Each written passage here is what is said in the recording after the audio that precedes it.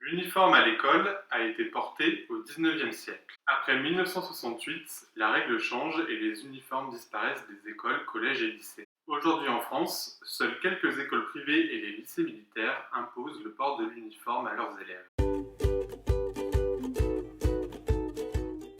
Pour l'uniforme à l'école, Philippe Boïqueté, adjoint au maire de l'enseignement à Saint-Jean-Stand-Oud à Bruxelles. Un code vestimentaire est utile. Il l'est encore plus dans les établissements qui offrent une gamme élargie d'enseignements et donc qui accueillent un public qui n'est pas toujours socialement homogène. Le code permet de faire coexister ces enfants, venant d'horizons divers et ayant des aspirations parfois différentes.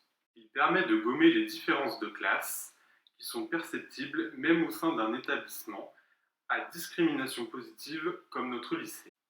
Au sein même de notre population scolaire, nous constatons que certains publics sont plus précarisés que d'autres, ce qui les met souvent à l'écart des autres. C'est aussi un signal envoyé aux parents qui sont demandeurs de plus de discipline. Il y a une réelle demande de discipline chez les familles, encore plus celles issues des quartiers populaires. Quand de plus en plus de gens ont le sentiment que l'école ne joue plus son rôle d'ascenseur social, les écoles qui ont ce type de règlement sont très recherchées par les familles des quartiers populaires qui n'hésitent pas parfois à y mettre le prix. Contrairement à ce que l'on pense, les familles issues des quartiers populaires perçoivent beaucoup mieux l'aspect structurant que peut avoir un code vestimentaire sur leurs enfants. À l'extérieur, les élèves sont les ambassadeurs de notre école. Ils portent l'image de l'école. Cela impacte leur façon d'interagir avec l'environnement scolaire, magasins, riverains, équipements, publics, etc. Les élèves hésitent à deux fois avant de mal se comporter à l'extérieur, ce qui permet également de les distinguer des autres jeunes qui se trouvent aux abords de l'établissement. De manière générale, l'existence d'un code vestimentaire permet aux élèves de mieux faire la distinction entre le temps scolaire et les autres instants de la vie.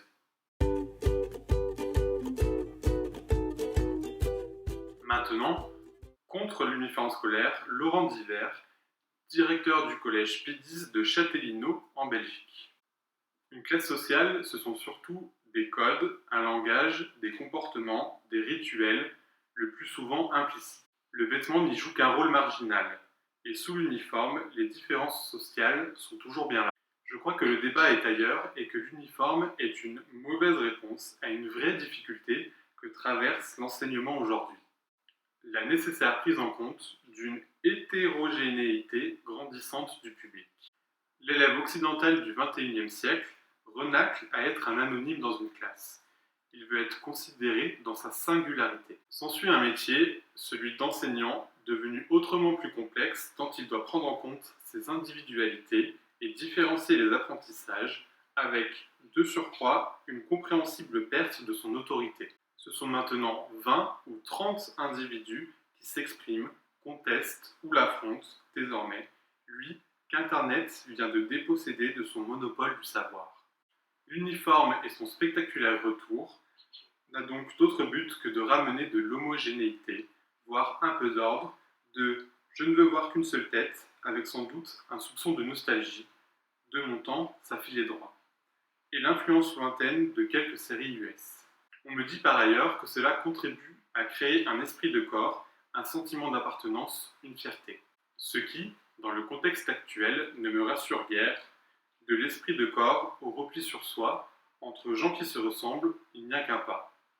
L'intolérance n'est jamais loin, ni la peur de l'autre et de sa différence. Or, de quoi nos sociétés vieillissantes ont-elles besoin pour se réinventer, se réenchanter? Une connaissance des codes, des savoirs de base, et de tout notre héritage, valeurs, savoirs ou techniques, c'est évident. De même, le sens de l'effort ne peut pas faire de tort. Mais a-t-on besoin de normaliser les gens sous un uniforme? Ne faut-il pas, au contraire, encourager l'expression personnelle, la créativité, l'audace d'entreprendre? Nos sociétés ont besoin d'adultes autonomes qui ont intégré les codes de l'intérieur, pas en leur plaquant un uniforme sur le dos qui les moulera ou les révoltera. C'est selon. Et vous, qu'en pensez-vous?